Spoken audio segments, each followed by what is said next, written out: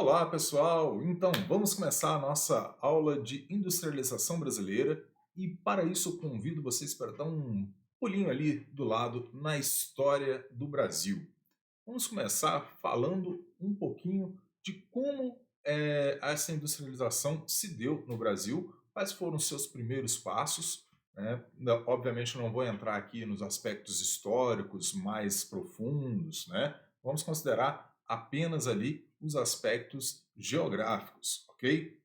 Bom, então, deixa eu só tirar minha cara feia daqui do lado, vamos pôr para cá e lá vamos.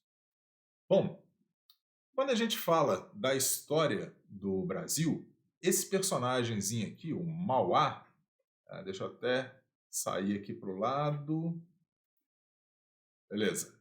O Mauá, esse carinha aí do lado, ele tem um papel muito relevante na industrialização brasileira. Ele é o primeiro cara que dá aí um pontapé inicial para a industrialização do Brasil. O Mauá ele já tinha visto ali a industrialização europeia e tinha esse gás, né? Vamos mudar o negócio, vamos sair de um país agrário exportador, vamos ser independentes, né? Lembrando aí que estamos no século XIX, uma outra mentalidade. Bom, nesse período, então, havia ali, houve um crescimento no Mauá. Eu super recomendo esse filmezinho aí do Mauá com o Paulo Betti, que ele retrata muito bem aquele período da época. Mas que período é esse? Bom, lá no Segundo Império, né, no período de Dom Pedro II, a gente tinha as elites da agricultura, as elites agrárias, dominando o cenário econômico brasileiro e o cenário político também, né, gente? Mas o que acontecia? Essa galera estava ganhando rio de dinheiro produzindo ali açúcar, produzindo café, né? E não estava muito afim de mudar a produção deles. Afinal, vocês já devem ter ouvido, né? Em time que está ganhando, ninguém mexe. É mais ou menos esse o ditado, não é isso? Qual é a questão?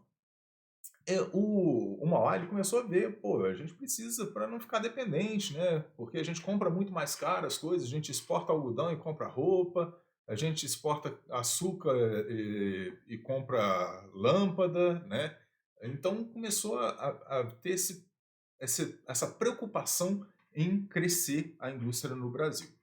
Bom, então nós tínhamos as oligarquias agrárias, que eram contrárias à indústria por conta do interesse deles, obviamente. Eles iam perder mercado, eles iam ter que investir em outra coisa que poderia ou não dar certo, né? E eles não estavam muito afim disso.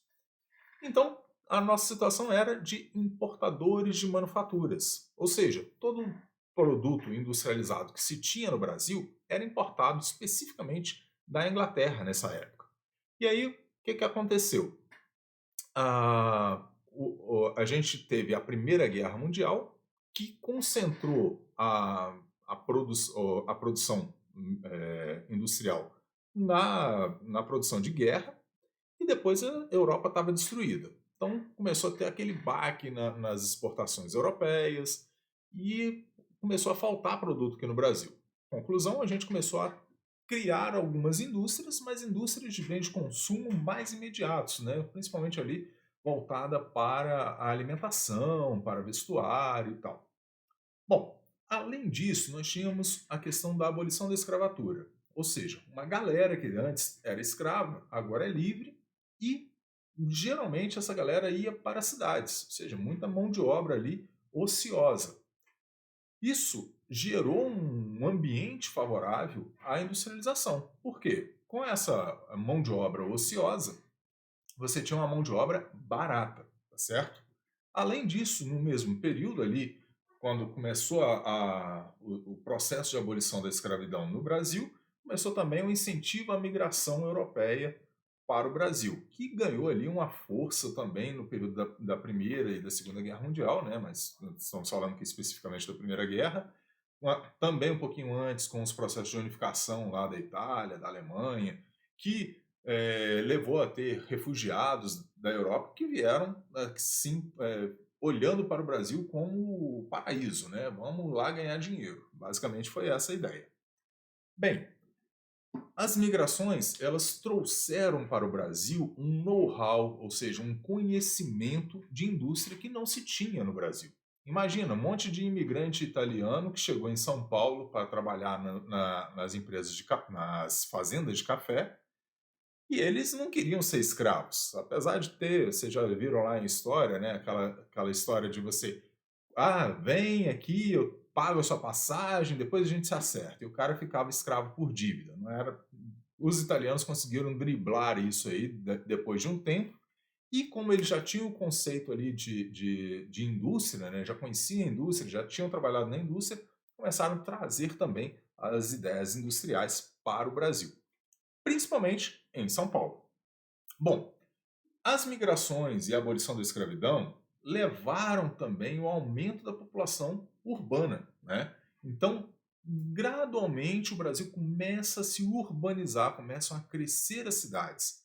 E as cidades, com aquela mão de obra concentrada, ela favorece a instalação de indústria. Por quê? A indústria ela precisa de ter um monte de gente ali perto para trabalhar, né? Ah, e no campo começava a ter as crises na agricultura e muita gente chegando na cidade. Isso começou a favorecer ali um princípio de industrialização. No entanto, o Estado brasileiro, o governo federal sobretudo, ele estava nem aí para esse negócio de industrialização. Por quê? Estava ganhando muito dinheiro com a agricultura, especialmente a agricultura do café, a cafeicultura.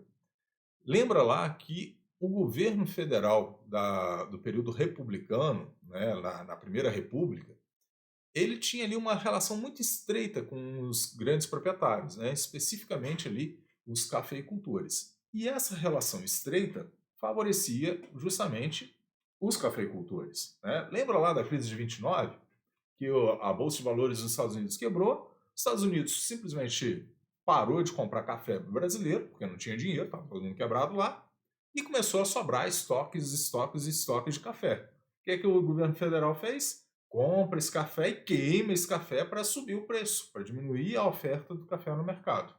Bom, obviamente, o governo estava ali apadrinhando essa galera aí da cafeicultura.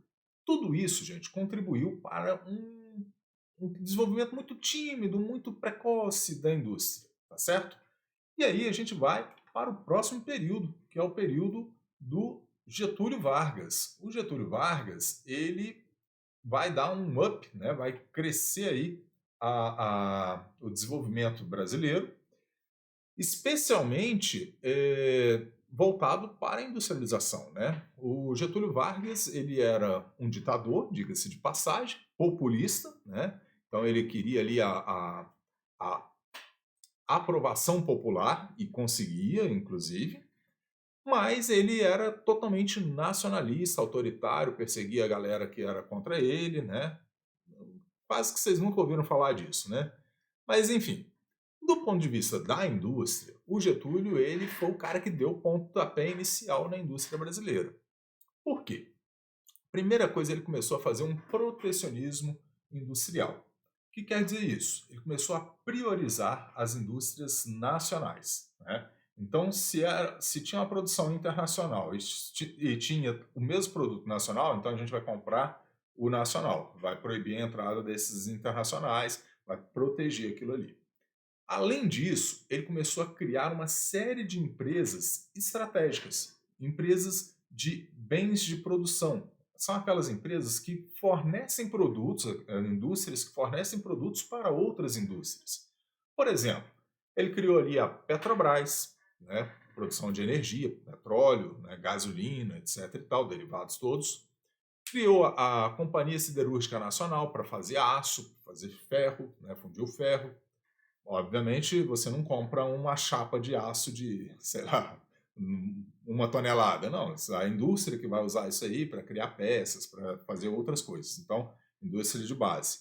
Criou também a Vale do Rio Doce, a Companhia Vale do Rio Doce, que hoje foi privatizada no governo Fernando Henrique, e hoje só se chama Vale, né? Mas era uma empresa nacional criada pelo Vargas. Criou também a FNM, que é a Fábrica Nacional de Motores, a Companhia Hidrelétrica do São Francisco. Veja só que são sempre indústrias pesadas, indústrias de capital produtivo para outras indústrias, né? Ela cria matéria-prima para outras indústrias. Bom, então o Estado ele se torna o principal investidor. É o Estado que vai dar dinheiro, vai criar ali emprego, vai criar produção industrial no Brasil. Além disso, obviamente, o Getúlio ele era populista, então ele era o pai dos pobres e a mãe dos ricos, né? Alguns diziam assim. O que quer dizer isso? Ele dava para os pobres, mas favorecia muito mais aos ricos, né? E no caso do populismo brasileiro, do Getúlio, ele vai lá favorecer com direitos trabalhistas, mas ao mesmo tempo vai ter a galera do sindicato bem acossada, bem controlada por ele.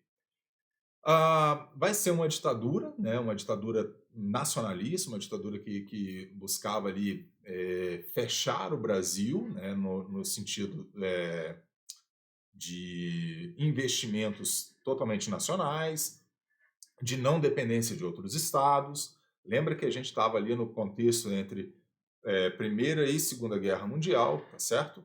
Bom, nesse período, então, nós temos também, na verdade, esse quadro aqui da Tarsila do Amaral, ele é um quadro ali do período ali da década de 20, 30, né? Eu não me lembro exatamente a data, mas você pode pesquisar aí no Google que você vai encontrar. Bom, esse quadro da Tarsila, ele representa muito bem o estado que se tinha naquele momento a indústria brasileira, né? No ponto de vista dos operários. Você tinha ali uma mão de obra obviamente pobre, né? Pouco escolarizada, bastante miscigenada. Se você olhar ali, você vai ver asiático, vai ver negro, vai ver branco, vai ver amarelo. Então tem uma boa mistura ali e a galera na cidade. Bom, continuando então aí, depois do Getúlio veio o nosso queridíssimo JK. O JK é um cara aí famoso, principalmente aqui no Centro-Oeste, porque foi ele que construiu Brasília, né? Então, mas o JK ele tem mais do que isso a oferecer, né? Não é só o cara que construiu Brasília. No período do JK vai haver uma guinada em relação à política industrial brasileira. O JK ele também era um cara nacionalista, mas um nacionalismo desenvolvimentista, ou seja, ele queria que o Brasil desenvolvesse indústria, se desenvolvesse outras áreas, crescesse, interiorizasse, né? Tanto é que a ideia de criar Brasília aqui no Centro-Oeste foi justamente para interiorizar a população dentro do Brasil, que antes era muito mais no litoral do que é hoje, tá certo? Bom, nesse nacional desenvolvimentismo, o JK ele falava o seguinte: olha, a gente precisa crescer, a gente precisa de indústria. Então, a gente não tem dinheiro para tudo isso. O que a gente faz? Vamos pegar dinheiro emprestado. Vamos pegar dinheiro emprestado com a FMI, com o Banco Mundial, enfim. E aí abre-se o Brasil ao capital estrangeiro. Lembra que o Getúlio ele era protecionista. O JK não. O JK ele vai... Não, quem quiser vir concorrer, pode vir, né? E aí, nesse momento que vem as grandes montadoras, a Ford, a Volkswagen, né? E vai começar a competir com a indústria de motores nacional. Inclusive, algumas empresas de carros, como a Gurgel, que era brasileira, não aguentou, né? Não aguentou a concorrência de empresas que tinham muito mais conhecimento de produção do que eles. Bom, mas o JK ele vai fortalecer principalmente a produção de bens duráveis, né? Que é ali o automóvel, que é a linha branca ali da geladeira, do fogão, do liquidificador. Então ele começa a ter ali uma quantidade de fábricas voltadas a esse tipo de produção, né? E um detalhe interessante é que ele cria o chamado plano de metas. Aqui, ó, planinho de metas. No plano de metas, ele propõe que o Brasil deva crescer 50 anos em apenas 5. Né? Ou seja, em um mandato ele vai desenvolver o Brasil o correspondente a 50 anos de desenvolvimento. E para fazer isso, ele tinha lá o plano de metas dele. Qual era o plano de metas? Fortalecer o setor energético, o setor de transporte. No setor energético, fazer as hidrelétricas, fazer as termoelétricas, desenvolver ali as linhas de transmissão, levar a energia para o Brasil todo. Lembrando aí que na década de 60, 50, 60, você não tinha energia como tem hoje em qualquer lugar, né? Tanto é que o programa Luz para Todos é uma coisa bem recente. Eu tenho, se eu não me engano, uns 10 anos no máximo. E isso porque justamente não tinha luz na zona rural, por exemplo. Muitas cidades de interior tinham problemas com energia. Enfim, o Getúlio começa esse movimento, o Getúlio não, perdão, o JK, o Juscelino Kubitschek, começa esse movimento aí de fortalecer a energia no plano de metas, transporte. O transporte ele começou a integrar o Brasil através de rodovias. Então tem rodovia, estrada para todo lado nesse período aí do JK. Indústria de base, que a gente já falou ali, né? A indústria de bens de produção mais pesada. Educação, investindo em educação, alimentação, produção alimentícia no campo. E o resumo de todas elas, que era a construção da cidade de Brasília, né? Obviamente, quem ganhou o maior destaque aí foi o setor automobilístico, que ficou muito bem, obrigado, né? Se estabeleceu e se consolidou no Brasil a partir então do governo JK.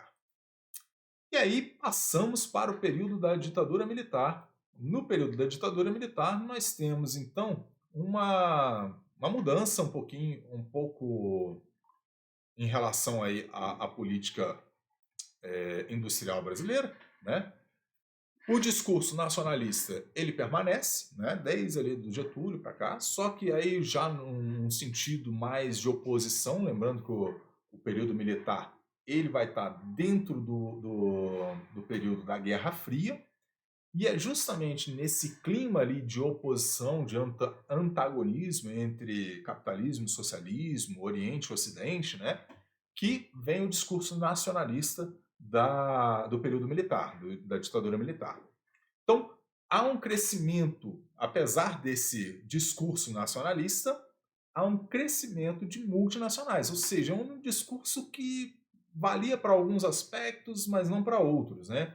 Então, começou a chegar muitas multinacionais no Brasil e muito empréstimo em dólar para garantir o desenvolvimento, né? O que levou ao chamado milagre econômico, onde você tinha ali uma indústria de bens de consumo muito aquecida, né? Ali todo mundo conseguia comprar ali seu liquidificador, seu ferro elétrico, seu fogão, sua geladeira. Começou a se popularizar esses itens, né? Esses itens de bens de consumo, mas a um custo muito elevado. Por quê? Para se produzir tudo isso, para fazer esse crescimento, o governo estava pegando dinheiro emprestado, continuava pegando dinheiro emprestado em dólar, ou seja, a dívida externa brasileira continuava estratosférica. Foi, até que lá no final da ditadura militar, na década de 80, a gente chegou numa série de crises econômicas que ficou insustentável o negócio, né? E foi um dos fatores que levou à queda do governo militar, ok? Bom, isso também levou a uma disparidade econômica, porque a galera que tinha dinheiro começou a ter muito dinheiro e a galera que não tinha dinheiro não conseguia subir na vida, né?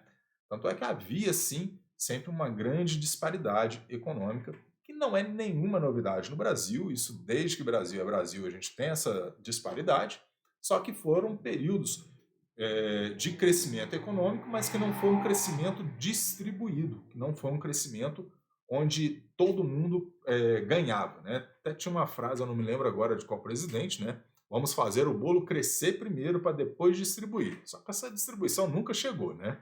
Então, o milagre econômico ele fez o bolo crescer, né? As indústrias chegaram, a produção aumentou, né? Chegou mais estrada, mas a parcela do bolo, a fatia do bolo, não chegou na mesa de todos os brasileiros.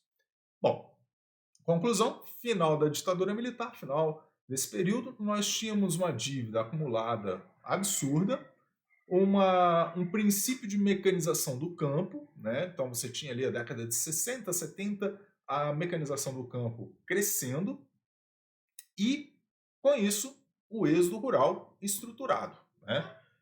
Lembra lá que a gente já falou de desemprego estrutural. Desemprego estrutural, fazendo um parênteses aqui, é quando você não tem nenhuma perspectiva de voltar àquele emprego, que ele vai deixar de existir exatamente, ok?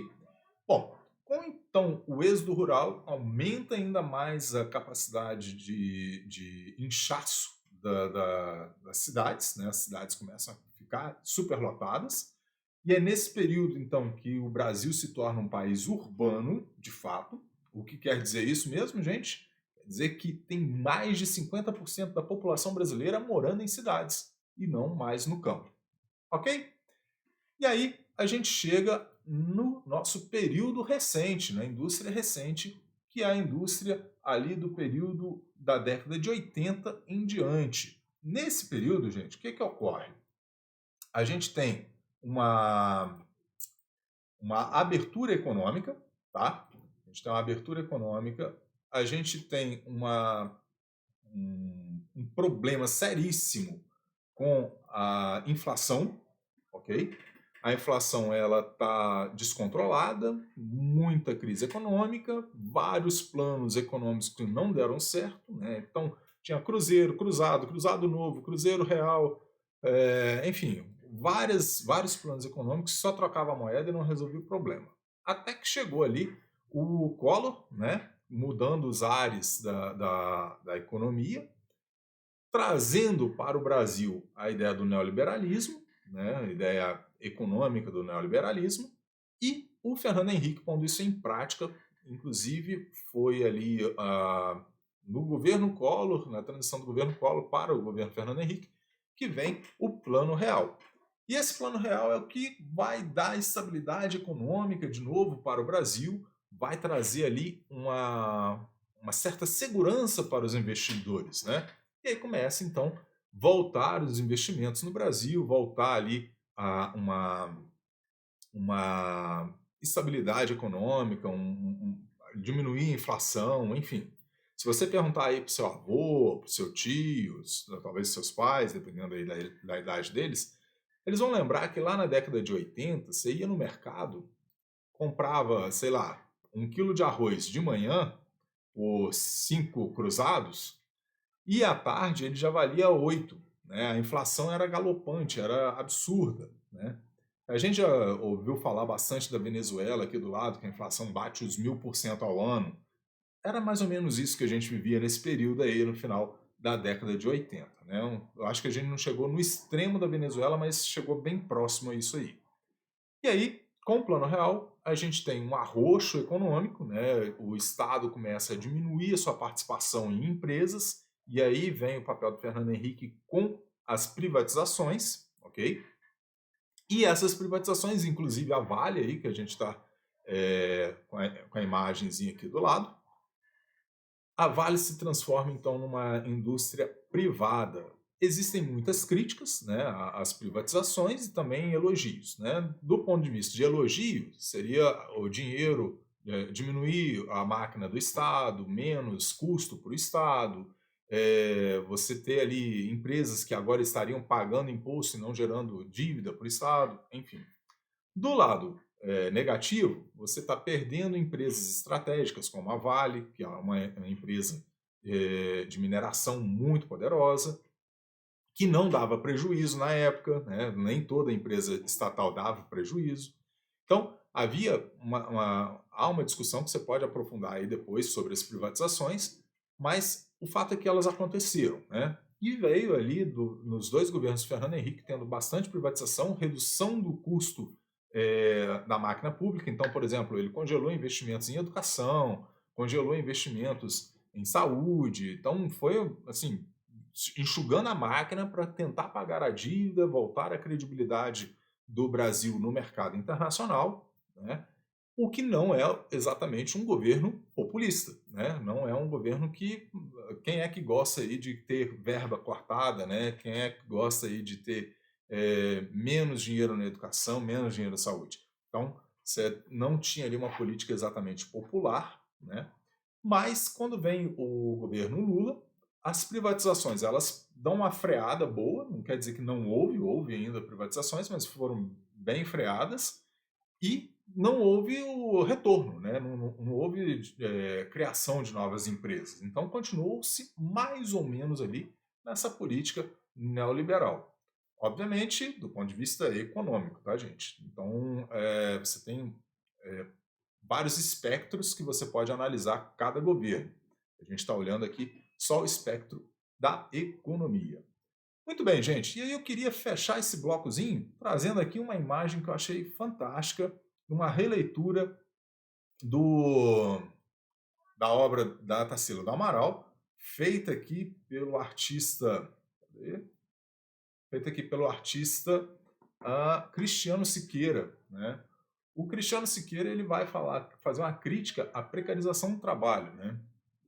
Lá no período aqui no período da Tarsila do Amaral, você tinha um trabalho operário com cargas horárias exaustivas, poucos direitos trabalhistas, né? Você não tinha direito à greve, você não tinha carteira assinada, não tinha seguro-desemprego, ou seja, o trabalhador era quase um escravo.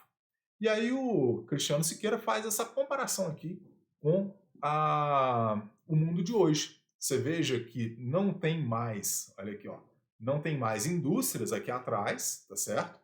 Você não tem, você tem agora prédios corporativos, a verticalização da cidade, principalmente ali tomando por base a cidade de São Paulo, né? E a galera aqui, os rostos, são também bem variados, né? No entanto, muito mais rostos negros, índios, né?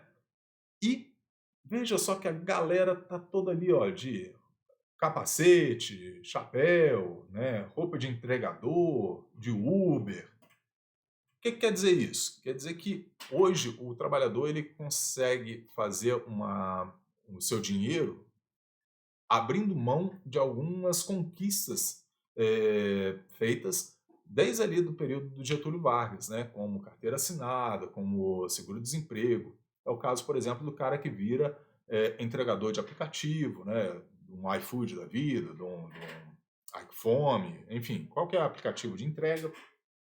Os Ubers da vida também, né? Qual a segurança que esses trabalhadores têm? Eles não têm segurança nenhuma, só que eles têm os gastos dele, eles consomem o carro deles, eles consomem a moto deles, ou seja, você quase que paga para trabalhar, né? Então, existe ali uma crítica social sendo feita. Beleza, gente?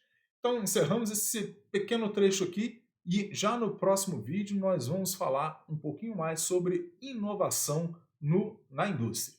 Até daqui a pouco!